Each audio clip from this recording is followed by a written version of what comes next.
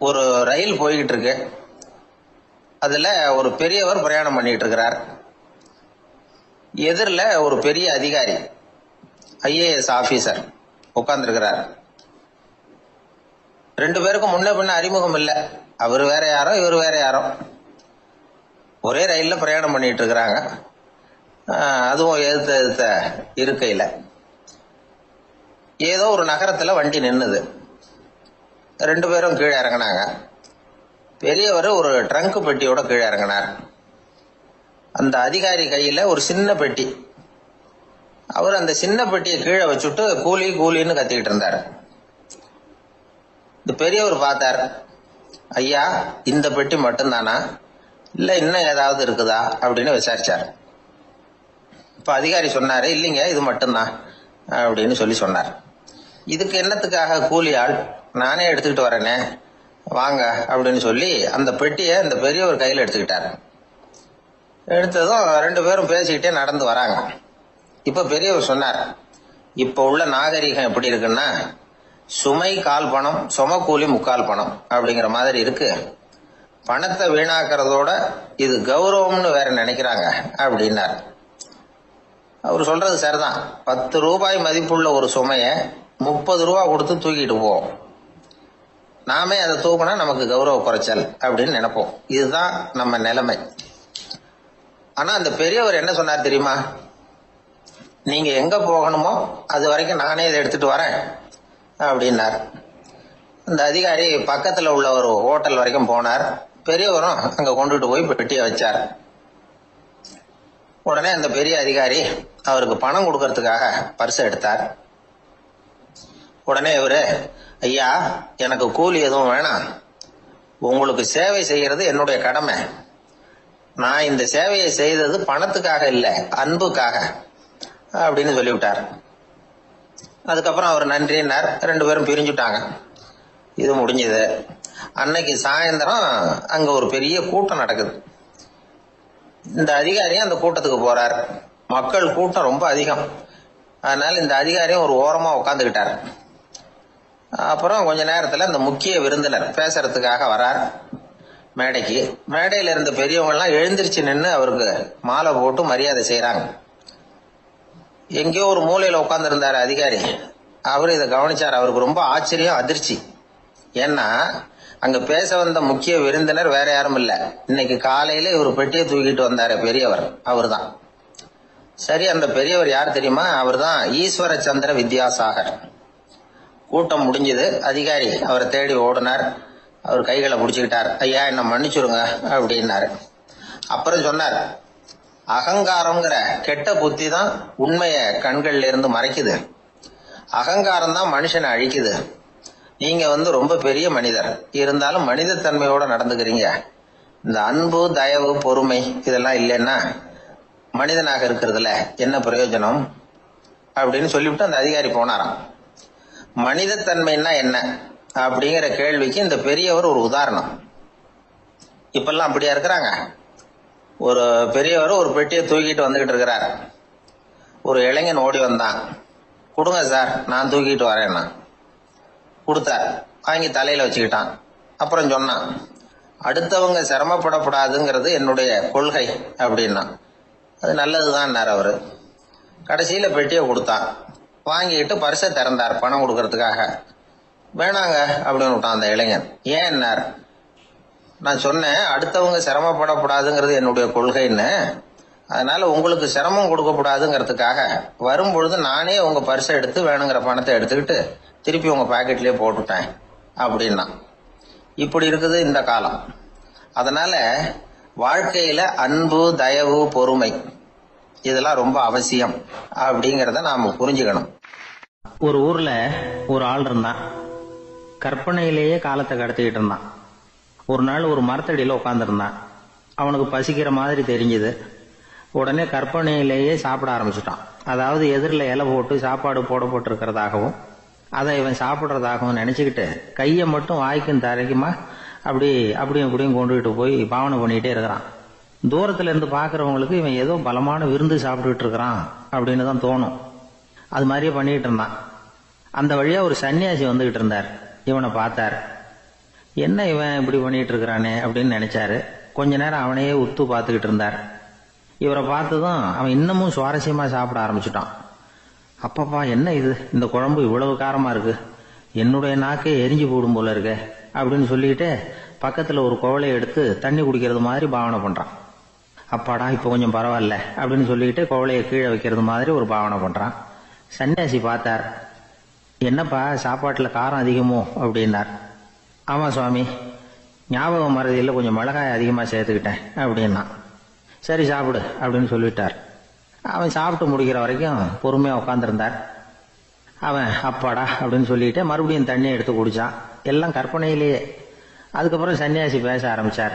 இதை பாருப்பா, உன்னுடைய கற்பனையை நான் மெச்சுறேன். இருந்தாலும் உன் சாப்பாட்டுல ஒரு இனிப்பையும் வச்சிருக்கலாமே, ஏன் மிளகாய அளவுக்கு அதிகமா போட்டுட்டு அவஸ்தைப்படுறேன் அப்படின்னார். அவன் யோசிக்க ஆரம்பிச்சான். அதுக்கப்புறம் இவர் சொன்னார், இதை பாருப்பா, இனிமேல உன்னுடைய கற்பனையும் உயர்ந்ததாக இருக்கட்டும் அப்படின்னு உபதேசம் பண்ணிவிட்டு போனார்.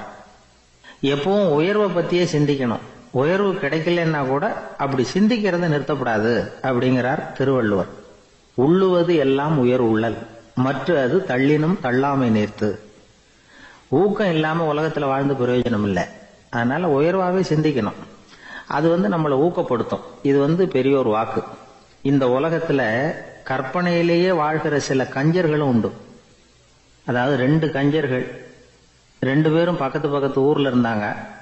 பொங்கல் சமயம் ஒரு கஞ்சன் தன்னுடைய மகனை கூப்பிட்டான். இதோ பாருப்பா, பக்கத்து ஊர்ல என்னுடைய நண்பன் ஒருத்தன் இருக்கிறான், அவனுக்கு பொங்கல் பரிசு ஏதாவது கொடுக்கணும்.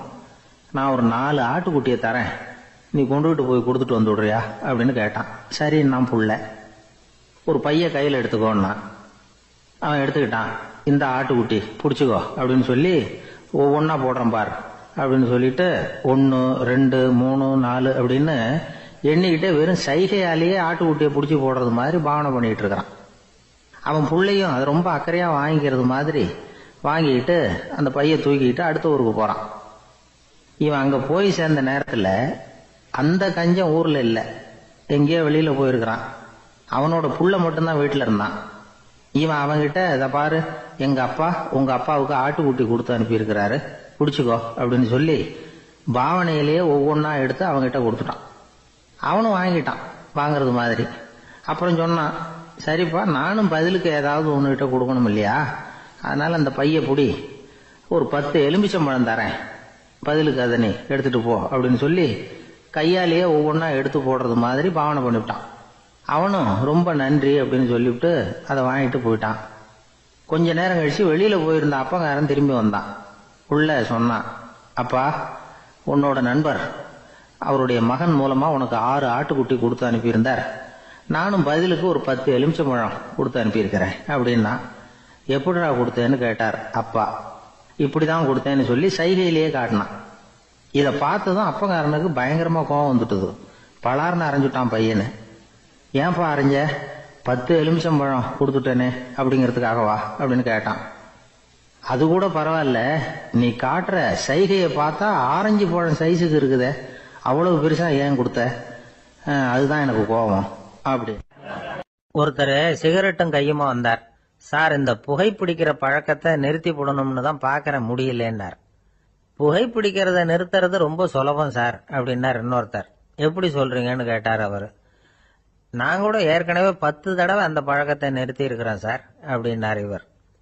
இதுல இருந்து என்ன தெரியுது, புகைப்பழக்கத்தை திடீர்னு விட்டு விடுறதுங்கிறது ரொம்ப கஷ்டம்னு தெரியுது.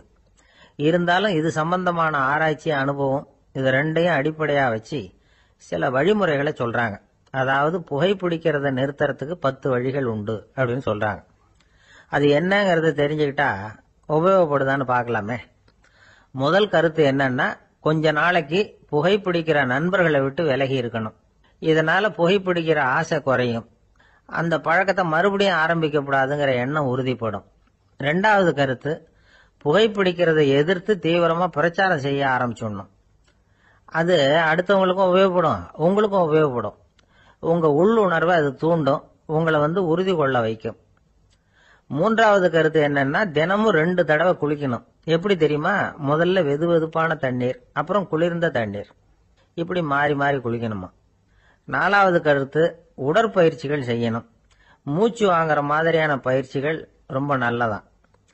பிராணாயாமம் அப்படிங்கிற மூச்சு பயிற்சி ரொம்ப நல்லதுங்கிறாங்க.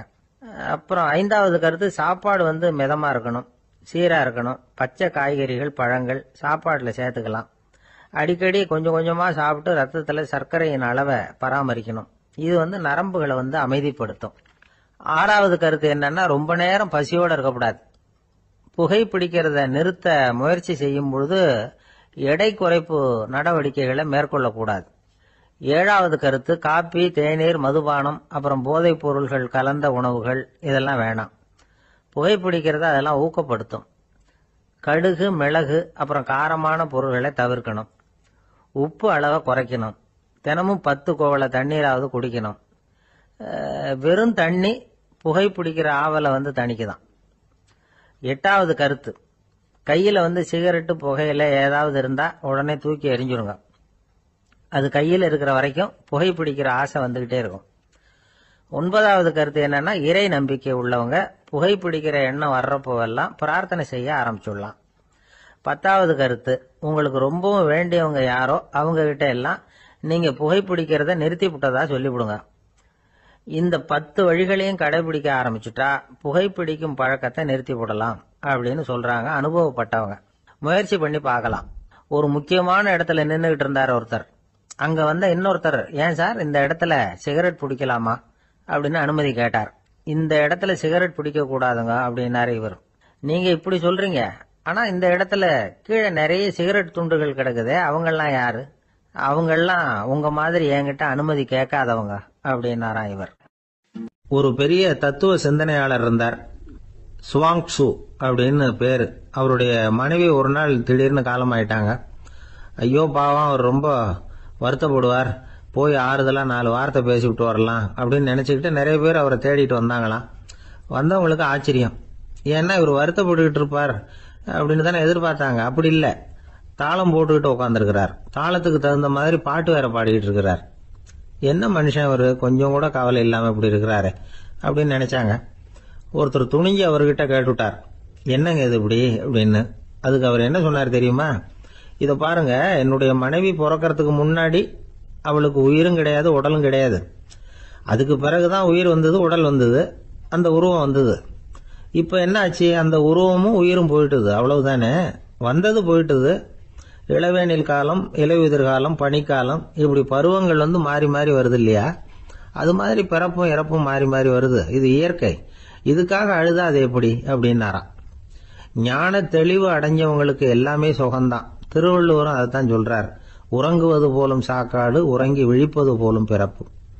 தூங்கறதுக்கெல்லாம் நாம வருத்தப்பட்டுக்கிட்ட இருக்கிறோமா? இன்னைக்கு தூங்க வேண்டியிருக்குதே, இன்னும் கொஞ்சம் நேரத்துல நான் தூங்க வேண்டியிருக்கு அப்படின்னு சொல்லி யாராவது அழுதுகிட்டு இருப்பாங்களா? அதனால இந்த உலக வாழ்க்கையினுடைய இயல்பை யதார்த்தத்தை நாம தெளிவா புரிஞ்சுக்கணும். அப்படி புரிஞ்சுக்கிட்டா நாம கவலை இல்லாம வாழ முடியும். ஒரு வயசான தாத்தா பாட்டி 60 வருஷத்துக்கு முன்னாடி அவங்களுக்கு கல்யாணம் ஆச்சு. ஒன்னாவே வாழ்ந்தாங்க, ஒன்னாவே இறந்து போனாங்க. இப்ப அவங்க 2 பேரும் சொர்க்கத்துக்கு போய் சேர்ந்தாங்க. அங்க எல்லா வசதியும் இருந்தது. ஒரு பெரிய பங்களாவே இவங்களுக்கு ஒதுக்கி கொடுத்தாங்களாம். இதுக்கு எவ்வளவு வாடகைன்னு கேட்டார் தாத்தா. வாடகையெல்லாம் கிடையாது, இலவசம் அப்படின்னாரு அங்க இருந்தவர். அந்த வீட்டுக்கு பின்னாடி ஒரு பெரிய புல்வெளி இருந்தது. இதுல விளையாட ஏதாவது கட்டணம் உண்டான்னு கேட்டிருக்காரு தாத்தா.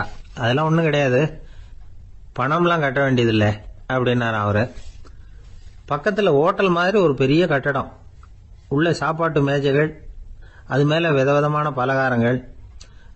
சாப்பாட்டுக்கெல்லாம் எவ்வளவு அப்படின்னு விசாரிச்சாராம் தாத்தா. அதுதான் சொன்னேனே, இங்க எல்லாமே இலவசம்தான், எது வேணும்னாலும் சாப்பிடலாம், எவ்வளவு வேணும்னாலும் சாப்பிடலாம் அப்படின்னாரா. நீங்க சொல்றீங்க அப்படி, ஆனா நான் சர்க்கரை சேர்த்துக்க கூடாது, உப்பு சேர்த்துக்க கூடாது, பாட்டி கையால எப்பவும் பத்திய சாப்பாடு தான் அப்படின்னாராம் தாத்தா. இத பாருங்க, இங்க உங்களுக்கு அந்த கவலையும் வேண்டியதில்லை. இங்க நீங்க ஸ்வீட்டு சாப்பிடலாம், காரம் சாப்பிடலாம், உங்களுக்கு எந்த நோயும் வராது அப்படின்னாராம் அங்க சொர்க்கத்துல இருந்தவர். இத கேட்ட உடனே அந்த தாத்தா பக்கத்துல நின்ன பாட்டியை பார்த்து கத்தினாராம், அடி பாவி, எல்லாத்தையும் கெடுத்துட்டியே, நீ எனக்கு பத்திய சாப்பாடு போடாம கண்டதை திங்க விட்டுருந்தா 10 வருஷத்துக்கு முன்னாடியே நான் இங்க சேர்ந்திருப்பேனே அப்படின்னாராம். இயேசுநாதர்கிட்ட ஒருத்தர் கேட்டாராம், இயேசுவே என்னை எவ்வளவு நேசிக்கிறீர்கள் அப்படின்னு. அவர் தன்னுடைய இரு கைகளையும் அகல விரித்து இவ்வளவு என்று சொல்லி சிலுவையில் உயிர் நீத்தார் அப்படின்னு சொல்லுவாங்க. அதாவது அந்த நேசிப்புக்கு எல்லை கிடையாது, அதே போல மன்னிப்புக்கும் எல்லை கிடையாது. இது இயேசுநாதர் சொல்லி கொடுத்த ஒரு பாடம். இயேசுனுடைய சீடர்கள்ல ஒருத்தன் பீட்டர், அவன் ஒரு நாள் இயேசுநாதர்கிட்ட கேட்டிருக்கான், இயேசுவே, நான் என்னுடைய தம்பி கிட்ட அடிக்கடி சண்டை போட்டுக்கிட்டு இருக்கிறேன், என்னுடைய சகோதரன் கூட, அவனை நான் எத்தனை தடவை மன்னிக்கிறது? ஏற்கனவே 7 தடவை அவனை மன்னிச்சுட்டேன் அப்படின்னு சொல்லியிருக்கிறான். அப்போ இயேசு சொன்னாராம், மன்னிக்கிறதுக்கு எத்தனை தடவைங்கிற கணக்கெல்லாம் கிடையாது, எத்தனை தடவை உன்னுடைய சகோதரன் உன்னை கோபப்படுத்துகிறானோ அத்தனை தடவை நீ மன்னிக்கிறதுக்கும் தயாரா இருக்கணும், அதுதான் அப்படின்னு சொன்னாராம். அப்ப இவனுக்கு ஒன்னும் புரியல, இது என்ன அவன் தப்பு பண்ணிக்கிட்டே இருப்பான், நாம மன்னிச்சுக்கிட்டே இருக்கிறதா அப்படிங்கறது மாதிரி குழப்பமா இருந்திருக்கிறான். அப்போ இயேசுநாதர் தன்னுடைய சீடன் பீட்டர் கிட்ட ஒரு கதை சொன்னாராம். அந்த கதை இன்றைக்கு நாம எல்லாரும் சிந்தித்து பார்க்க வேண்டிய ஒரு கதை. அதாவது மன்னிப்பை விரும்புகிறவர்கள் மன்னிக்கவும் தயாராக இருக்க வேண்டும் அப்படிங்கிறது தான் அந்த கதையினுடைய தத்துவம். அந்த இயேசுநாதர் சொன்ன கதை என்னன்னா, ஒரு மன்னர் இருந்தார். அவர் ஒரு நாள் அரண்மனையில் உட்கார்ந்து கணக்கு வழக்குகள்லாம் பார்த்துக்கிட்டு இருந்தார். நம்ம அரண்மனையிலிருந்து யார் யார் அரசாங்க கடன் வாங்கியிருக்கிறாங்க, யார் யார் திருப்பி செலுத்தி இருக்கிறாங்க அப்படிங்கிற விவரத்தை எல்லாம் பார்த்துக்கிட்டு இருந்தார். அப்போதான் புரிஞ்சது, அந்த அரண்மனையில வேலை செய்யற ஒருத்தனே அரசாங்க கடன் வாங்கியிருக்கிறான். எவ்வளவு? 10,000 பொற்காசுகள் வாங்கியிருக்கான் கடன். இந்த 10,000 பொற்காசுகளை திருப்பி செலுத்தல அரசாங்கத்துக்கு. இது மன்னர் கவனத்துக்கு வந்தது. உடனே நம்ம அரண்மனையில இருக்கிறவனே அரசு கடன் வாங்கி திருப்பி செலுத்தாம இருக்கான், அவனை கூப்பிட்டு வாங்கன்னு சொல்லி கூப்பிட்டுட்டு வந்தாங்களாம். விசாரிச்சிருக்கிறாங்க, என்னப்பா நீ எவ்வளவு ஒண்ணு? ஆமாங்க, 10,000 பொற்காசுகள் வாங்கியிருக்கிறேன், இன்னும் திருப்பி கட்டலன்னு இருக்கான். உடனே அவர் மன்னர் சொல்லியிருக்கிறாரு, நம்ம சட்டத்திட்டப்படி நீ உடனே பணத்தை திருப்பி கட்டிடு, அப்படி உன்னால கட்ட முடியலன்னா உன்னுடைய வீடு வாசல் சொத்து சுகம் எல்லாத்தையும் வித்து அந்த பணத்தை அரசு கருவூலத்துல சேர்த்துக்கிறதுக்கு நானே ஏற்பாடு பண்ணிடுறேன் அப்படின்னு அந்த மன்னர் சொன்னாராம். இவன் அப்படியே அதிர்ச்சி ஆயிட்டான், அப்படியே பொத்துன்னு காலில் விழுந்தானா, மன்னா என்ன மன்னிச்சுங்க, என்னால முடியல, எனக்கு மன்னிப்பு கொடுங்க அப்படின்னு இருக்கான்.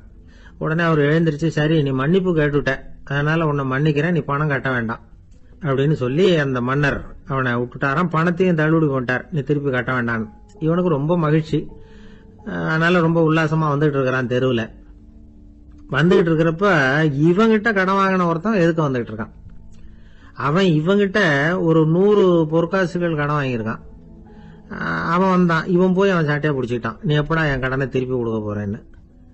அவன் இப்ப முடியல, கொஞ்சம் பொறுத்துக்கா, அப்புறம் தாரேன் இருக்கான். அதெல்லாம் முடியாது, நீ கொடுத்துதான் ஆகணும் அப்படின்னு இவன் புடிவமா சொல்றான். இப்ப நிலைமைய பாருங்க, இவன் ஏற்கனவே 10,000 பொற்காசுகள் அரசாங்கத்துல கடன் வாங்கினா அதுக்கு மன்னிச்சு விட்டுட்டாரு இவனை.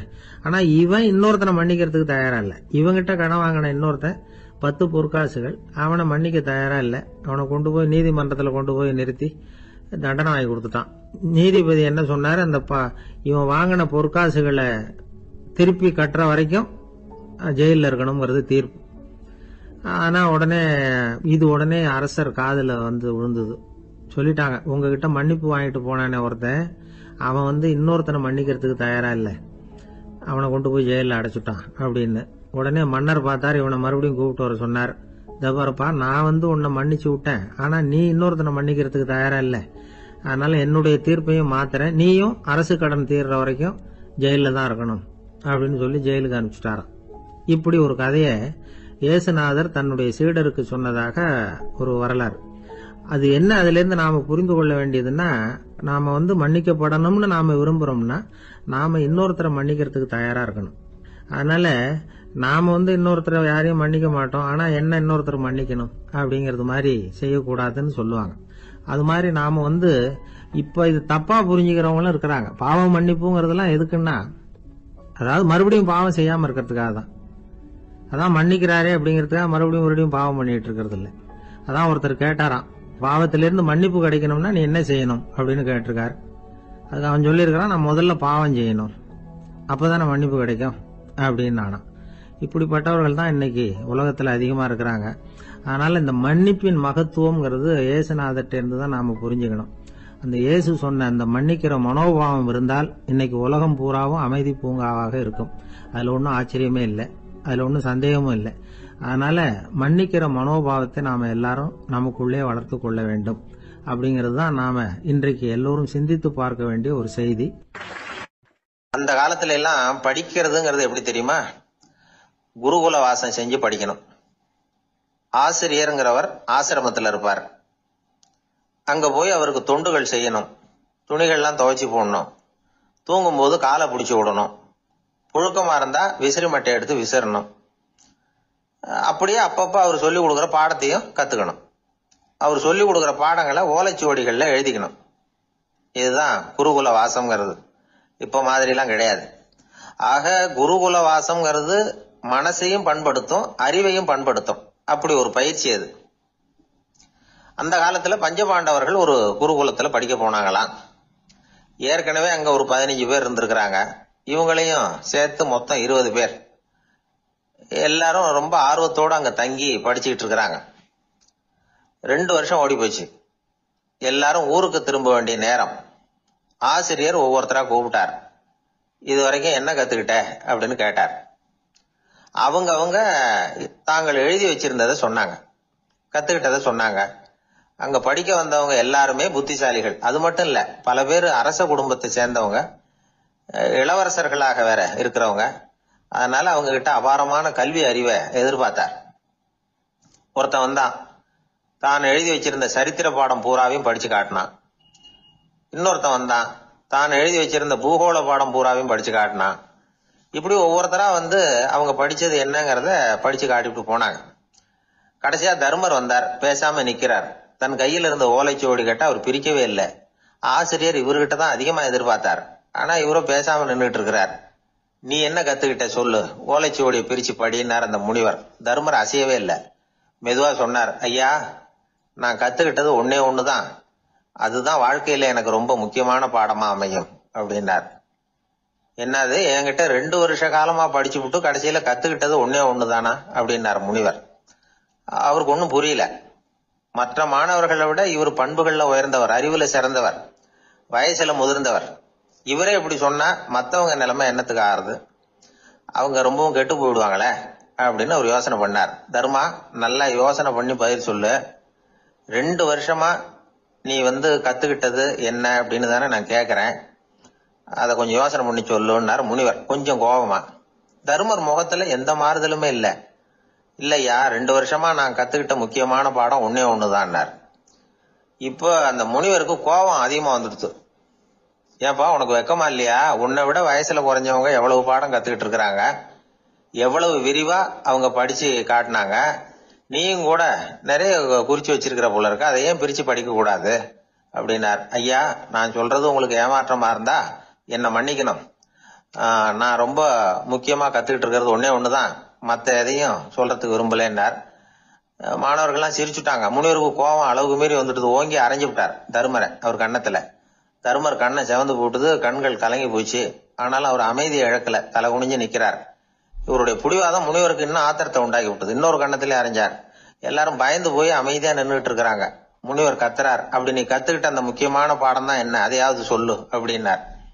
ஐயா, அதை மட்டும் ஒரு ஓலைச்சுவடியில தனியா குறிச்சு வச்சிருக்கிறேன், இந்தாங்க, இதை நீங்களே படிச்சு பாருங்கன்னார். தர்மர் ஓலைச்சுவடியை நீட்டினார். முனிவர் அதை வாங்கி பிரிச்சார், சத்தம் போட்டு படிச்சார். என்ன எழுதியிருக்காருன்னா, எப்படிப்பட்ட சோதனை ஏற்பட்டாலும் நிதானம் இழந்து கோபத்துக்கு ஆளாக கூடாது அப்படின்னு. இதான் அந்த ஓலைச்சுவடியில அவர் எழுதி வச்சிருந்தது. அந்த ஒரு கணத்திலேயே முனிவரும் எல்லா மாணவர்களும் தர்மரை புரிஞ்சுக்கிட்டாங்களாம். அவர் கத்துக்கிட்டது ஏட்டு சுரக்கா இல்ல, வாழ்க்கையில பயன்படக்கூடிய முக்கியமான அனுபவ பாடம். முனிவர் கண்கள்ல கண்ணீர். தர்மர் அன்போட கட்டி தழுவிக்கிட்டார். அப்புறம் சொன்னார், தர்மா, என்ன மன்னிச்சுரு, நீ மாணவன் இல்ல, ஆசிரியன். நான் இதுவரைக்கும் தெரிஞ்சுக்காத அனுபவ பாடத்தை நீ இப்ப எனக்கு கத்து கொடுத்துட்ட அப்படின்னு சொன்னாராம். அதனால நிதானம் தவறக்கூடாதுங்கிறது ரொம்ப முக்கியமான ஒரு செய்தி. ஒரு ஆசிரியர் மாணவனை ஒரு கண்ணத்துல ஓங்கி அரைஞ்சுட்டார். இவன் நிதானம் தவறல, அமைதியா நின்றுகிட்டு இருந்தான். அவரு ஒரு தடவை அரைஞ்சதும் எப்படி உன்னால நிதானம் தவறாம இருக்க முடிஞ்சுது அப்படின்னு கேட்டாங்க நண்பர்கள். அவன் சொன்னான், நான் நிதானம் தவறி இருந்தா எங்க வாத்தியார் இன்னொரு கண்ணத்திலயும் அரைஞ்சிருப்பார், அது அதை விட பலமா இருக்கும், அதனாலதான் நான் அப்படி இருந்தேன் அப்படின்னு நானா. ஆக நாம தெரிந்து கொள்ள வேண்டியது, வாழ்க்கையில நிதானம் தவறாமல் இருக்க வேண்டும். அதுதான் வெற்றியின் ரகசியம். ஒரு ஊர்ல ஒரு ஆள் இருந்தான். கற்பனையிலேயே காலத்தை கடத்திக்கிட்டு இருந்தான். ஒரு நாள் ஒரு மரத்தடியில உட்காந்துருந்தான். அவனுக்கு பசிக்கிற மாதிரி தெரிஞ்சது. உடனே கற்பனையிலேயே சாப்பிட ஆரம்பிச்சுட்டான். அதாவது எதிரில் இலை போட்டு சாப்பாடு போடப்பட்டிருக்கிறதாகவும் அதை இவன் சாப்பிட்றதாகவும் நினைச்சுக்கிட்டு கையை மட்டும் வாய்க்கும் தரைக்குமா அப்படியும் இப்படியும் கொண்டுகிட்டு போய் பாவனை பண்ணிக்கிட்டே இருக்கிறான். தூரத்துல இருந்து பாக்குறவங்களுக்கு இவன் ஏதோ பலமான விருந்து சாப்பிட்டுட்டு இருக்கிறான் அப்படின்னு தான் தோணும். அது மாதிரியே பண்ணிட்டு இருந்தான். அந்த வழியா ஒரு சன்னியாசி வந்துகிட்டு இருந்தார். இவனை பார்த்தார். என்ன இவன் இப்படி பண்ணிட்டு இருக்கிறானே அப்படின்னு நினைச்சாரு. கொஞ்ச நேரம் அவனையே உத்து பார்த்துக்கிட்டு இருந்தார். இவரை பார்த்ததும் அவன் இன்னமும் சுவாரஸ்யமா சாப்பிட ஆரம்பிச்சுட்டான். அப்பப்பா என்ன இது, இந்த குழம்பு இவ்வளவு காரமா இருக்கு, என்னுடைய நாக்கே எரிஞ்சு போடும் போல இருக்கு அப்படின்னு சொல்லிட்டு பக்கத்துல ஒரு குவளையை எடுத்து தண்ணி குடிக்கிறது மாதிரி பாவனை பண்றான். அப்பாடா இப்ப கொஞ்சம் பரவாயில்ல அப்படின்னு சொல்லிட்டு குவளையை கீழே வைக்கிறது மாதிரி ஒரு பாவனை பண்றான். சன்னியாசி பார்த்தார். என்னப்பா சாப்பாட்டுல காரம் அதிகமோ அப்படின்னார். ஆமா சுவாமி, ஞாபகம் மறதியில் கொஞ்சம் மிளகாய் அதிகமா சேர்த்துக்கிட்டேன் அப்படின்னா. சரி சாப்பிடு அப்படின்னு சொல்லிட்டார். அவன் சாப்பிட்டு முடிக்கிற வரைக்கும் பொறுமையா உட்காந்துருந்தார். அவன் அப்பாடா அப்படின்னு சொல்லிட்டு மறுபடியும் தண்ணி எடுத்து குடிச்சான். எல்லாம் கற்பனையிலேயே. அதுக்கப்புறம் சன்னியாசி பேச ஆரம்பிச்சார். இதை பாருப்பா, உன்னுடைய கற்பனையை நான் மெச்சுறேன். இருந்தாலும் உன் சாப்பாட்டுல ஒரு இனிப்பையும் வச்சிருக்கலாமே, ஏன் மிளகாய அளவுக்கு அதிகமா போட்டுட்டு அவஸ்தைப்படுறேன் அப்படின்னார். அவன் யோசிக்க ஆரம்பிச்சான். அதுக்கப்புறம் இவர் சொன்னார், இதை பாருப்பா, இனிமேல உன்னுடைய கற்பனையும் உயர்ந்ததாக இருக்கட்டும் அப்படின்னு உபதேசம் பண்ணிவிட்டு போனார். எப்பவும் உயர்வை பத்தியே சிந்திக்கணும். உயர்வு கிடைக்கலன்னா கூட அப்படி சிந்திக்கிறத நிறுத்தப்படாது அப்படிங்கிறார் திருவள்ளுவர். உள்ளுவது எல்லாம் உயர் உள்ளல், மற்ற அது தள்ளினும் தள்ளாமை நேர்த்து. ஊக்கம் இல்லாம உலகத்துல வாழ்ந்து பிரயோஜனம் இல்லை. அதனால உயர்வாவே சிந்திக்கணும். அது நம்மளை ஊக்கப்படுத்தும். இது பெரியோர் வாக்கு. இந்த உலகத்துல கற்பனையிலேயே வாழ்கிற சில கஞ்சர்களும் உண்டு. அதாவது 2 கஞ்சர்கள் 2 பேரும் பக்கத்து பக்கத்து ஊர்ல இருந்தாங்க. பொங்கல் சமயம் ஒரு கஞ்சன் தன்னுடைய மகனை கூப்பிட்டான்.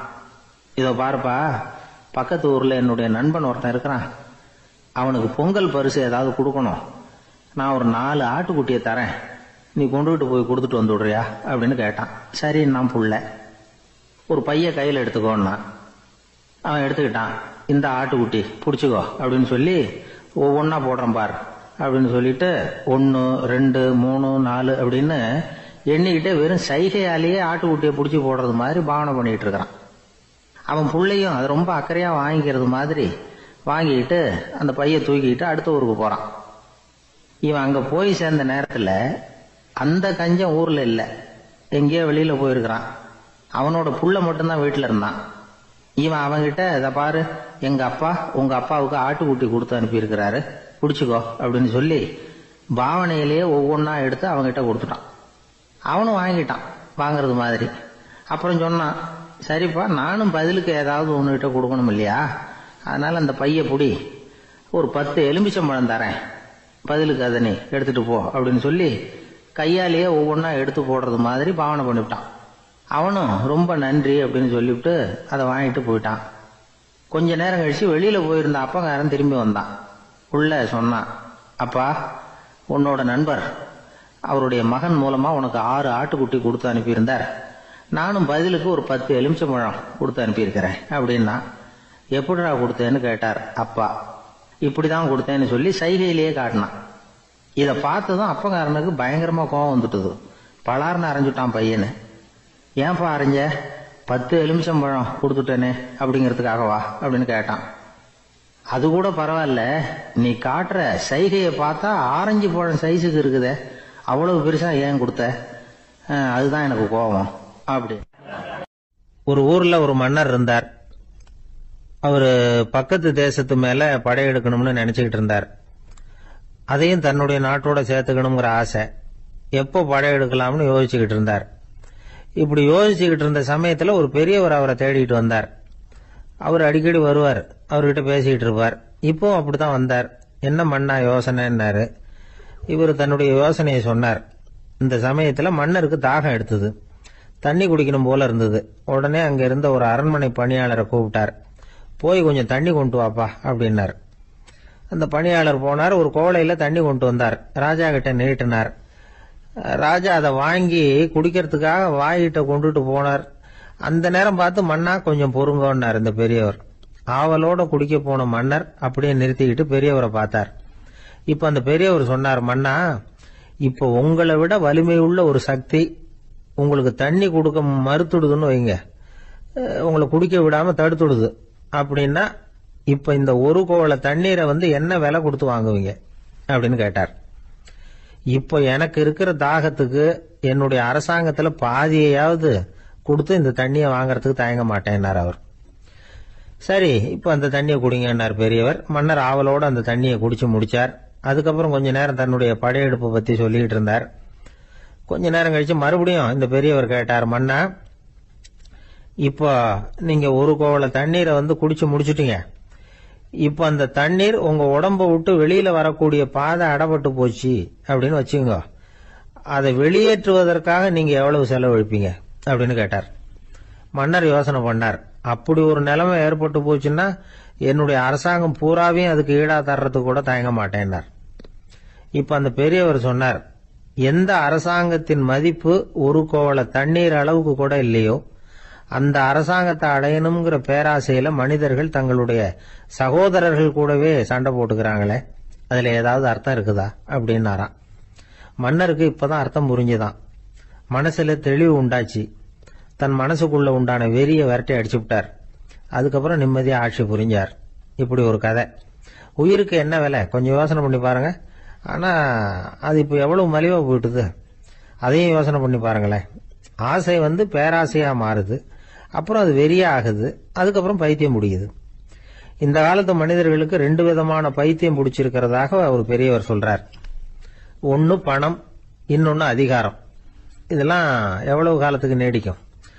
ஒரு சர்வாதிகார நாட்டுல 3 பேர் ஜெயில இருட்டு அறையில பேசிக்கிட்டு இருக்கிறாங்க. நீ எப்படி இந்த ஜெயிலுக்கு வந்த அப்படின்னு ஒருத்தர் கேட்டாராம். இந்த நாட்டு ராஜாவை ஆதரிச்சு நான் பிரச்சாரம் பண்ணினேன், அதனால கூட்டத்துல தகராறு வந்துட்டுது, கலவரமா போச்சு, அதுக்கு நான் தான் காரணம்னு அரெஸ்ட் பண்ணி இங்க கொண்டாந்து போட்டாங்க அப்படின்னாராம் அவரு. சரி, நீ எப்படி இங்க வந்த அப்படின்னு இன்னொருத்தரை பார்த்து கேட்டிருக்கார். நான் இந்த நாட்டு ராஜாவை எதிர்த்து பிரச்சாரம் பண்ணேன், அதனால கலவரம், அரெஸ்ட் பண்ணி கொண்டாந்து போட்டாங்கன்னார். சரிப்பா, நீ எப்படி அங்க வந்த அப்படின்னு 3வது ஆளை பார்த்து இவங்க கேட்டாங்களாம். இதுக்கு அந்த ஆள் மெதுவா வெளிச்சத்துக்கு நான் தான் இந்த நாட்டு ராஜா அப்படின்னா.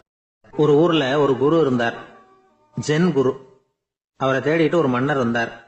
வந்தவர் ஜப்பான் மன்னர். தோட்டக்கலையை பத்தி தெரிஞ்சுட்டு போறதுக்காக அவர் வந்தார். எப்படி தோட்டம் அமைக்கிறது அப்படிங்கறத பத்தி அந்த குரு விவரமா சொல்லி கொடுத்தாரு. 1 நாள் 2 நாள் இல்ல, 3 வருஷம் கத்து கொடுத்தார். அதுக்கப்புறம் சொன்னார், நான் கத்து கொடுத்துட்டேன், இனிமே நீங்க போகலாம், போய் தோட்டம் அமைக்கலாம், அதுதான் உங்களுக்கு பரிசை. தோட்டம் அமைச்ச பிறகு சொல்லி அனுப்புங்க, நான் பாக்கிறேன். நீங்க இங்க என்னவெல்லாம் கத்துக்கிட்டீங்களோ அதையெல்லாம் அங்க செயல்முறையில செஞ்சு காட்டுங்க அப்படின்னு சொல்லி அனுப்பி வச்சார். மன்னர் போனார். அரண்மனைக்கு பக்கத்திலேயே ஒரு பெரிய தோட்டத்தை உண்டு பண்ணினார். அழகான மரங்களையும் செடிகளையும் உருவாக்கினாரு. கிட்டத்தட்ட 1000 தோட்டக்காரர்களை பயன்படுத்தி 3 வருஷங்கள் முயற்சி பண்ணி அந்த அழகான தோட்டத்தை உருவாக்கினார். குரு கிட்ட இருந்து செய்தி வந்தது, நாளைக்கு தோட்டத்தை பாக்கிறேன் அப்படின்னு. மன்னர் உடனே சுறுசுறுப்பாயிட்டார். முதல் நாளே தோட்டத்தை சுத்தப்படுத்தினார். ராத்திரி பூரா யாரும் தூங்கல. எல்லாருக்கும் தோட்டத்தை ஒழுங்குபடுத்துற வேலை. அது அந்தந்த இடத்துல ஒழுங்கா இருக்குதா அப்படின்னு சரி பார்த்தாங்க. ஒரு தவறும் இல்லாத வகையில அதை ஒழுங்குபடுத்தினாங்க. மறுநாள் குரு வந்தார், தோட்டத்தை பார்த்தார். அவருக்கு கோபம் வந்துட்டுது. மன்னருக்கு ஆச்சரியம், எப்பவும் சிரிச்சுக்கிட்டே இருக்கிறவர் இப்ப எப்படி இருக்கிறாரே அப்படின்னு. மெதுவா குரு கிட்ட போய், எல்லாம் சரியா தானே இருக்குது அப்படின்னார். எல்லாம் சரிதான், ஆனாலும் எங்கே அந்த பொன்னிற காற்று அப்படின்னார். உதிர்ந்த இலைகள், பொன் மஞ்சள் நிற இலைகள் காற்றில் அப்படி புரண்டு ஓடுவதை நான் பார்க்க முடியவில்லையே அப்படின்னாராம். அது இல்லாம இந்த தோட்டம் உயிரோட்டம் உள்ளதா இருக்காது, இதுல பாடல் இல்லை, ஆடல் இல்லை, அதெல்லாம் இல்லாம இந்த தோட்டம் ரொம்பவும் செயற்கையா தெரியுதுன்னாராம். மன்னர் இப்பதான் யோசனை பண்ணார். கீழே கிடந்த காஞ்சி போன இலைகள் மட்டும் இல்ல, மரத்துல இருந்த காஞ்சி போன இலைகளையும் அப்புறப்படுத்தி சுத்தமா வச்சிருக்கிறார். இறப்பும் வாழ்க்கையினுடைய ஒரு பகுதி தான். மரணம்ங்கிறது வாழ்க்கைக்கு எதிரானது அல்ல, அதை நிரப்பும் ஒரு பகுதி தான் அது. மரணம் இல்லையில் வாழ்க்கையே இல்லை அப்படிங்கிறது பெரியவங்க கருத்து. இப்ப அந்த தோட்டம் அழகாதான் இருக்குது, இருந்தாலும் அது ஒரு ஓவியம் மாதிரி உயிர் இல்லாமல் இருக்கு. குரு ஒரு வாளியை கையில எடுத்துக்கிட்டார். தோட்டத்தை விட்டு வெளியில போனார். ஏற்கனவே வீசி எறிந்த அந்த சருகுகளை எல்லாம் அள்ளி கொண்டுட்டு வந்தார். உள்ள எல்லா இடங்கள்லயும் அதை வீசினார். உடனே காத்து அந்த காய்ந்த சருகுகளையும் பழுத்த இலைகளையும் அசைக்க ஆரம்பிச்சுட்டுது. இப்போ அங்க சலசல சத்தம், சங்கீதம், இலைகளின் நடனம், ஓவியம் மாதிரி இருந்த அந்த தோட்டத்துக்கு இப்போ உயிர் வந்துட்டுது. இதுதான் அந்த பொன்னான காற்று அப்படின்னாராம் குரு. மன்னருக்கு புரிஞ்சுது. மிகப்பெரிய ஜென் கேள்வி ஒன்று உண்டு. உம்மான் அப்படிங்கிற ஒரு பெரிய குருவை பார்த்து துறவி ஒருத்தர் கேட்டாராம், இலைகள் எல்லாம் கீழே விழுந்து மரங்கள் மொட்டையாக இருக்கும் பொழுது என்ன நடக்கும்? இதுதான் கேள்வி. இதுக்கு உம்மான் சொன்ன பதில் பொன்னான காற்று, தி கோல்டன் விண்ட் அப்படின்னாராம். இதுக்கு என்ன விளக்கம்னா, உன்னுடைய எண்ணங்கள் எல்லாம் உன்னுடைய மனசிலிருந்து கீழே விழுந்து உனது உள்ளுணர்வானது மொட்டையாக நிற்கும் நிலைதான் அது. உனது வேர்களின் அருகில் காற்று வீசுகிறது. எல்லா எண்ணங்களும் உன்னிலிருந்து வெகு தூரத்துக்கு புரண்டு கொண்டே சென்று விடுகிறது. நீ அவற்றை கடந்து விட்டால் நீ அவைகளுக்கெல்லாம் மேலெழுந்து கீழே பார்ப்பவனைப் போல நிற்க ஆரம்பித்து விடுவாய். அதுதான் தியானம் என்பது அப்படின்னு சொல்றாங்க. தியானம்ங்கிறது எண்ணத்துக்கு எதிரானது இல்ல. தியானம்ங்கிறது எண்ணங்களை கடந்து செல்வதுதான். அதுக்கப்புறம் நாம பொன்னிற காற்றுல ஆட ஆரம்பிச்சிருவோம். இதுதான் பெரியவர்கள் சொல்றது. என்கிட்ட ஒருத்தர் தோட்டம் அமைக்கணும்னு யோசனை கேட்டு வந்தார். எல்லாம் சொல்லி கொடுத்தேன்.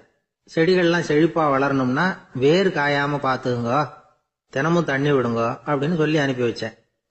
ஒரு மாசம் கழிச்சு ஒரு தோட்டத்தை பாக்கிறதுக்காக போனேன். போய் பார்த்தா எல்லா செடியும் வாடி கிடக்குது. என்னங்க இப்படி பண்ணிவிட்டீங்கன்னு. நீங்க சொன்னபடிதான் செஞ்சேன்னார். என்ன செஞ்சீங்கன்னு கேட்டேன். வேர் காயாம பாத்துக்க சொன்னீங்க, தினமும் ஒரு தடவை எல்லா செடியையும் ஒவ்வொன்னா புடுங்கி பார்த்து வேர் காயாம இருக்கா அப்படின்னு பார்த்துட்டு அதுக்கப்புறம் தண்ணி பாய்ச்சனே, அவ்வளவு. ஒரு ஊர்ல ஒரு பெரியவர் இருந்தார். ஒரு நாள் அவரை தேடி ஒருத்தர் வந்தார். ஐயா, நான் கடவுளை பரிபூர்ணமா நம்புறேன் அப்படின்னார். சரி, அந்த நம்பிக்கை உனக்கு எப்படி வந்ததுன்னு கேட்டார் இவர். அவர் சொல்ல ஆரம்பிச்சார். ஐயா, எனக்கு கல்யாணம் ஆகி 10 வருஷம் ஆச்சு. ஆனாலும் குழந்தை பாக்கியம் இல்லை. அதுக்கு என்ன காரணமா இருக்கும்னு நான் யோசனை பண்ணிட்டு இருந்தப்போ நண்பர் ஒருத்தர் ஒரு ஆலோசனை சொன்னார். உனக்கு மதப்பற்று இல்ல, எந்த கடவுளையுமே நம்ப மாட்டேங்கிற, அதுதான் காரணம். கடவுளை நம்பு, உனக்கு குழந்தை பாக்கியம் கிடைக்கும் அப்படின்னார். அவர் அப்படி சொன்னாரே தவிர எனக்கு சந்தேகம்தான். இருந்தாலும் அவர் சொன்னபடியும் நடந்துதான் பார்ப்போமே அப்படின்னு முடிவு பண்ணேன். கடவுளை நம்ப ஆரம்பிச்சேன். அந்த வருஷமே அழகான ஆண் குழந்தை பிறந்தது. எல்லாம் இறைவன் அருள் அப்படின்னார். இவர் இப்படி சொன்னதை கேட்டதும் அந்த பெரியவர் சொன்னார், நீ சொல்றதெல்லாம் சரிதான். இருந்தாலும் இந்த காலத்துல எந்த ஒரு காரியமா இருந்தாலும் அதை சோதனை செஞ்சு பார்த்துட்டு தான் ஒரு முடிவுக்கு சேர முடியும். அறிவுபூர்வமான முடிவு அதுவா தான் இருக்கும். அறிவியல் சோதனைகள் அப்படித்தான். ஒரு குறிப்பிட்ட விஷயத்தை பத்தி எத்தனை தடவை சோதனை பண்ணாலும் ஒரே முடிவு தான் கிடைக்கணும். அதுதான் சரியா இருக்கும். அதனால இப்ப மறுபடியும் ஒரு சோதனைன்னார். என்ன செய்யணும் அப்படின்னு கேட்டார் இவர். கடவுள்கிட்ட ஒரு பெண் குழந்தை வேணும்னு கேளு. முதல்ல ஆண் குழந்தைய கொடுத்தது மாதிரியே இப்போ ஒரு பெண் குழந்தையையும் கொடுக்கறாரா பார்க்கலாம் அப்படின்னார். சரின்னு சொல்லி இவர் அதே மாதிரி முயற்சி பண்ணினார். அதுக்கப்புறம் அவரு இந்த பெரியவர்கிட்ட வரவே இல்லை. கொஞ்ச காலம் கழிச்சு இவரே அவரை தேடிட்டு போய் கதவை தட்டினார். அவர் கதவை திறந்தார். என்ன ஆச்சு, கடவுள் கண் திறந்தாரா அப்படின்னு கேட்டார். அவரு, அந்த சமாச்சாரம்லாம் நமக்கு வேணாம் சார். முதல் தடவை அது ஏதோ தற்செயலா ஏற்பட்ட ஒரு சாதகம். இப்ப நீங்க 2வது தடவை சொன்ன பிறகு தினமும் கடவுளை வேண்டிக்கிட்டு தான் இருக்கிறேன், ஒன்னும் நடக்கல அப்படின்னார் ரொம்ப விரக்தியா. ஒரே ஒரு தோல்வியில உங்க நம்பிக்கையெல்லாம் பறந்து போயிடுது பாத்தீங்களா அப்படின்னார் அந்த பெரியவர். எல்லாம் நல்ல விதமா நடக்கிற வரைக்கும் நம்பிக்கை, எதிர்பார்த்தது தோல்வியில முடிஞ்சுட்டுதுன்னா அவநம்பிக்கை. மற்றவர்கள் பேர்ல வைக்கிற நம்பிக்கை எந்த நேரத்திலையும் விவகாரமாகி விடக்கூடிய சாத்தியம் உண்டு. நாம நம்பிக்கை வைக்க வேண்டியது நம்ம கிட்ட தான். நமக்குள்ள இருக்கிறார் கடவுள். எனவே நம்ம பேர்ல நாம வைக்கிற நம்பிக்கை தான் உண்மையான கடவுள் பக்தி. நிபந்தனையற்ற நம்பிக்கையா அது இருக்கணும். எல்லாம் நல்லபடியா நடந்துகிட்டு இருந்தா எந்த முட்டாளுக்கும் நம்பிக்கை வரத்தான் செய்யும் அப்படிங்கிறது ஒரு பெரியவர் கருத்து. தியானத்தின் மூலமா தான் உனக்குள்ள ஆழமா தோண்டுனா உன்னுடைய அடி ஆழத்துல நம்பிக்கை அப்படி ஊற்றெடுக்கும், அதை பார்க்க முடியும் அப்படிங்கிறது பெரியவர்கள் சிந்தனை. ஒரு குழந்தை அப்பாவை பார்த்து என்னப்பா பண்றேன்னு கேட்டுதான். பிரார்த்தனை பண்ணிட்டு இருக்கிறேன்னாராம் அப்பா. பிரார்த்தனை பண்ணுனா என்ன கிடைக்கும் அப்படின்னு கேட்டுதான் குழந்தை. எல்லாம் கிடைக்கும் அப்படின்னாராம் அப்பா. நீ வச்சிருக்கிறிய பேனா அது கூட கிடைக்குமான்னு கேட்டுதான் குழந்தை. கிடைக்குமேன்னு இருக்கார். அப்படின்னா அந்த பேனாவை என்கிட்ட கொடுத்துரு, நீ பிரார்த்தனை பண்ணி வேற பேனா வாங்கிக்கோ அப்படின்னு தான் அந்த குழந்தை. ஒரு நாள் ஒரு 10-15 பள்ளிக்கூடத்து பிள்ளைங்க தேடிட்டு வந்தாங்க. உங்களை பார்த்துட்டு தான் போகணும், அதுக்காக தான் வந்திருக்கோம். நாங்கள் என்ன விஷயம்னு கேட்டோம். நாங்கள்லாம் கூடி ஒரு முடிவு பண்ணியிருக்கிறோம், அதை உங்ககிட்ட சொல்லணும் அப்படின்னாங்க. அதுவும் ஒரு வாண்டு பையன் அதை சொன்னான். என்ன முடிவு அது அப்படின்னு கேட்டோம் ரொம்ப ஆர்வமாக. அதை இப்போ சொல்ல மாட்டோம், எங்களுக்கு பிடிக்கிற மாதிரி ஏதாவது ஒரு தகவல் சொன்னால் அதுக்கப்புறம் நாங்கள் அதை சொல்கிறோம் அப்படின்னா அந்த வாண்டு பையன். சரி, சின்ன பையன்கிட்ட இன்னைக்கு வசமாக மாட்டிக்கிட்டோம் அப்படின்னு நினச்சிக்கிட்டு அவங்களுக்கு தகுந்த மாதிரி ஒரு கதை சொல்ல ஆரம்பித்தோம். அது என்ன கதைன்னா, ஒரு பெரிய காடு, அதில் பலவிதமான மிருகங்கள். அந்த காட்டுக்கு ஒரு சிங்கம் தான் ராஜா. எப்பவும் காட்டுக்கு அதுதானே ராஜா. ஒரு பெரிய யானைக்கு இது பொறுக்கலை. என்ன இது, எப்போ பார்த்தாலும் இங்கே சிங்கத்துக்கே ராஜா பதவி கிடைக்குது, நான்லாம் எவ்வளவு பலசாலியாக இருக்கிறேன், அப்படி இருந்தும் எனக்கு அந்த பதவி கிடைக்கலையே அப்படின்னு தனக்குள்ளே பொறுமிக்கிட்டே இருந்தது. ராஜா பதவியை நினச்சி ரொம்ப ஏக்கம், அதுக்கு பதவி மோகம். இந்த சமயம் பார்த்து ஒரு குள்ள நரி கூட்டம் அதை தேடிட்டு வந்தது. ஐயா பெரியவங்களே, நீங்கள் இந்த காட்டுக்கு ராஜாவாக இருக்க ஆசைப்படுறீங்க, அதில் ஒன்றும் தப்பு இல்லை. ஆனால் அதுக்கு முன்னாடி நீங்கள் எங்கள் கூட்டத்துக்கு கொஞ்ச நாள் தலைவராக இருங்க, அதாவது ராஜாவாக இருங்களேன், உங்களுக்கும் ஒரு ட்ரைனிங் கிடைச்சது மாதிரி இருக்கும் அப்படின்னு சொல்லியிருக்குது இந்த கூட்டம், குள்ள நரி கூட்டம். இதை கேட்ட உடனே யானைக்கு ரொம்ப சந்தோஷம் தாங்கலை. அதுதான் எப்போன்னு பதவிக்காக காத்துக்கிட்டு இருக்குதே. இருந்தாலும் கொஞ்சம் பிகுவோட, சரி நீங்கள்லாம் இவ்வளோ தூரம் என்ன தேடிட்டு வந்து கேட்கறதுனால மறுக்க முடியல அப்படின்னு ரொம்ப ஏதோ அவளுக்கு சிரமப்பட்டு ஒத்துக்கிறது மாதிரி ஒத்துக்கிட்டது. ஏதோ உங்கள் ஆசைக்கு கட்டுப்படுறேன், கொஞ்ச நாள் உங்கள் கூட்டத்துக்கு ராஜாவாக இருக்கிறதுக்கு சம்மதிக்கிறேன் அப்படின்னுது. உடனே அந்த யானை ராஜ நட போட ஆரம்பிச்சிட்டுது. யானை சாதாரணமாக நடந்தாவே எப்படி இருக்குங்கிறது நமக்கு தெரியும். அதுவே ராஜ நட நடந்தால் எப்படி இருக்கும் கற்பனை பண்ணி பாருங்கள். யானை முன்னாடி கம்பீரமாக போய்கிட்டு இருக்குது, தலைவர் இல்லையா, அதனால் குள்ள நரிகள்லாம் ரொம்ப அடக்கமாக அது பின்னாடி அணிவகுத்து போயிட்டு இருக்குது. ராஜா வாழ்க, மன்னர் வாழ்க அப்படின்னு கோஷம் வேற. யானைக்கு தலைகால் புரியல, அவ்வளவு சந்தோஷம். அந்த யானைக்கு செருக்கு, ஆணவம் எல்லாம் ஏற்பட்டு போச்சு. அதுக்கப்புறம் அது தரையை பார்க்குமா, நிமிர்ந்து நடக்க ஆரம்பிச்சுட்டுது. தரையை பார்க்கறதே இல்லை. அப்படி போயிட்டு இருக்கிறப்போ ஒரு சதுப்பு நிலத்துல திடீர்னு காலை வச்சுட்டுது. அவ்வளவுதான், கால் உள்ள போட்டுது. இன்னொரு காலை எடுத்து வச்சுது, அதுவும் உள்ள போட்டுது. அந்த 2 காலையும் எடுக்கிறதுக்காக அடுத்த 2 காலையும் அழுத்திச்சு, அதுவும் உள்ள போக ஆரம்பிச்சுட்டுது. இப்ப 4 காலம் வசமா சேத்துல அழுந்தி போச்சு, எடுக்க முடியல. குள்ள நரிகள்லாம் அதை சுத்தி சுத்தி வந்தது. சிலது சுத்தி நின்று டான்ஸ் ஆட ஆரம்பிச்சுட்டுது யானையை பார்த்துட்டு. இதை யானை பார்த்தது. என்ன இது தலைவர், நான் தவிச்சுக்கிட்டு இருக்கிறேன், தொண்டர்கள்லாம் சுத்தி நின்று வேடிக்கை பார்த்துக்கிட்டு இருக்கிறீங்க, டான்ஸ் ஆடுறீங்க அப்படின்னு கேட்டுதான். தொண்டர்களே, தலைவர் நான் தவிச்சுக்கிட்டு இருக்கிறது உங்களுக்கு தெரியலையா? இப்போ உடனே உங்க தலைவரை காப்பாற்ற வேண்டியது உங்க கடமை இல்லையா அப்படின்னு கத்துச்சான் அந்த யானை.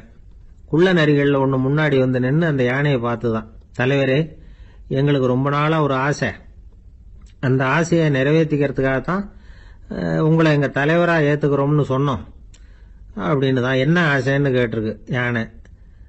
யானை கறி சாப்பிட்டு பார்க்கணுங்கிறது எங்களுக்கு ரொம்ப நாள் ஆசை, அது இன்னைக்கு தான் நிறைவேற போகுது அப்படின்னு தான் அந்த நரி.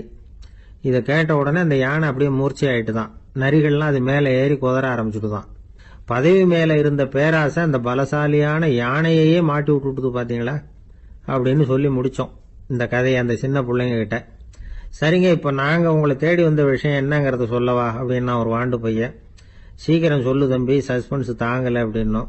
அவன் மெதுவா எங்களை பார்த்து சொல்றான், எங்களுக்கு கொஞ்ச நாள் நீங்க தலைவரா இருந்தா தேவலை அப்படின்னு. ஒரு பெரிய அரசன் இந்த உலகம் பூராவையும் ஆண்டுகிட்டு இருந்தான்.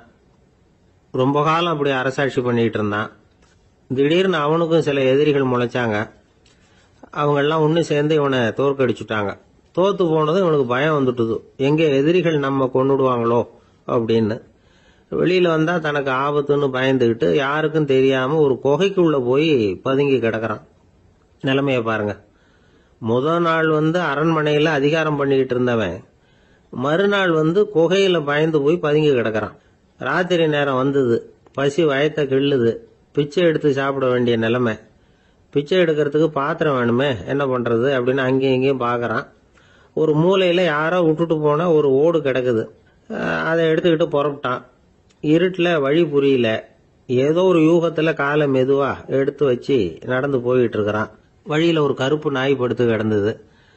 இருட்டுல அவன் இது கண்ணுக்கு சரியா தெரியல, அவனுக்கு தவறி போய் காலை வச்சுட்டான். அது மேல நாய் சும்மா இருக்குமா, வள்ளுன்னு உழுந்து கடிச்சு விட்டுது. காலை பார்க்கறான், காலத்தையும் நினைச்சு பார்க்கறான். அரண்மனையில வந்து வீரக்கழல் அணிந்த காலை உடைய மன்னா அப்படின்னு புகழ்வாங்களே புலவர்கள்லாம். ஆனா அது இன்னைக்கு நாய் கடிச்ச காலம் ஆயிட்டுதே அப்படின்னு நினைக்கிறான். அது மட்டும் இல்ல, முன்னாடி எல்லாம் பொற்கிண்ணங்கள்ல தான் அவன் சாப்பிடுவான். ஆனா இப்போ உடைஞ்சு போன ஓட்டு, அது ஓட்டை வந்து கையில வச்சுக்கிட்டு நிக்கிறான். அதுல ஏதாவது யாராவது சாப்பாடு போடுவாங்களான்னு. முன்னாடி எல்லாம் நிறைய பேர் அரண்மனைக்கு வருவாங்க. அரசருக்கு காணிக்கைன்னு சொல்லி இவன் காலடியில கொண்டாந்து கொட்டுவாங்க. அப்போலாம் இவன் அந்த ஜனங்களுடைய முகத்தை திரும்பி கூட பாக்குறது இல்ல, ரொம்ப கர்வமா உட்காந்துருப்பான். அதே ஆளு இன்னைக்கு எல்லார் கண்ணிலையும் படுறது மாதிரி பிச்சை எடுத்துக்கிட்டு இருக்கிறான். அப்போலாம் காணிக்கைகளை வந்து தன்னுடைய கையால வாங்குறது தனக்கு கௌரவ குறைச்சல்னு நினைச்சு தன்னுடைய வேலைக்காரங்களை விட்டு தான் அதை வாங்க சொல்லுவான். இப்போ பாத்தீங்கன்னா அவனே தன் கையாலேயே பிச்சை வாங்குறான். நினைச்சு பாருங்க, அந்த மனுஷன் முத நாள் அரசன், மறுநாள் பிச்சைக்காரன். எவ்வளவு வித்தியாசம்! செல்வம் தான் இப்படி ஒரு வித்தியாசம் ஏற்படுறதுக்கு காரணம். அப்படிப்பட்ட செல்வம் வாழ்க்கையை நடத்துறதுக்கு நமக்கு தேவைதான்.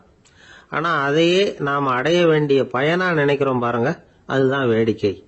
இத வந்து நம்மாழ்வார் அழகா ஒரு பாசுரத்துல சொல்றார். ஒரு நாயகமாய் ஓட உலகுடன் ஆண்டவர், கருணாய் கவர்ந்த காலர், சிதைகிய பானையர், பெருநாடு காண இம்மையிலே பிச்சைதாம் கொள்வர், திருநாரணன் தாழ் காலம் பெற சிந்தித்து உய்மினோ அப்படிங்கிறார் நம்மாழ்வார். ஒரு பெரிய பணக்காரர் ஒரு துறவிகிட்ட போய், சாமி என்கிட்ட நிறைய பணம் இருக்கு, இருந்தாலும் நிம்மதி இல்ல, என்னால நிம்மதியா இருக்க முடியல, என்ன காரணம்னு கேட்டாராம். உடனே அந்த துறவி இதுக்கு நேரடியா பதில் சொல்லாம பக்கத்துல நின்றுகிட்டு இருந்த ஒரு குழந்தைய கூப்பிட்டார். அது ஓடியாந்தது. ஒரு ஆப்பிள் பழத்தை எடுத்து அது கையில கொடுத்தார். அதை வாங்கிக்கிட்டு குழந்தை சிரிச்சுது. இன்னொரு பழத்தை எடுத்து கொடுத்தார். அதை இன்னொரு கையில வாங்கிட்டு சிரிச்சுது. மூணாவது ஆப்பிள் எடுத்து கொடுத்தார். 2 பழத்தையும் நெஞ்சில் அணைச்சிக்கிட்டு 3வது பழத்தையும் வாங்கறதுக்கு முயற்சி பண்ணிச்சு. ஆனா அது உடனே நழுவி கீழே விழுந்து உருண்டு ஓடிச்சு. ஏற்கனவே இருந்ததும் விழுந்துட்டுது. இப்ப அந்த குழந்தை அழ ஆரம்பிச்சுட்டுது. இப்ப அந்த துறவி பணக்காரர்கிட்ட சொன்னாராம், குழந்தைய கவனிச்சியா? 2 ஆப்பிள் போதும்னு அது நினைச்சிருந்தா இப்ப அது அழ வேண்டிய அவசியம் வந்திருக்குமா அப்படின்னாராம். எதுவுமே அளவுக்கு மிஞ்சினா துன்பம்தான். இந்த காலத்துல இதெல்லாம் யாரு காதுல வாங்குறாங்க? ஒருத்தனை நல்ல வழிக்கு கொண்டு வரணும்னு நினைச்சு அவனை கூப்பிட்டு உட்கார வச்சு இந்த கதையை சொல்லிட்டு இருந்தாங்க. சொல்லிவிட்டு அந்த குழந்தை செஞ்சது தப்பு தானே அப்படின்னு கேட்டிருக்கிறாங்க.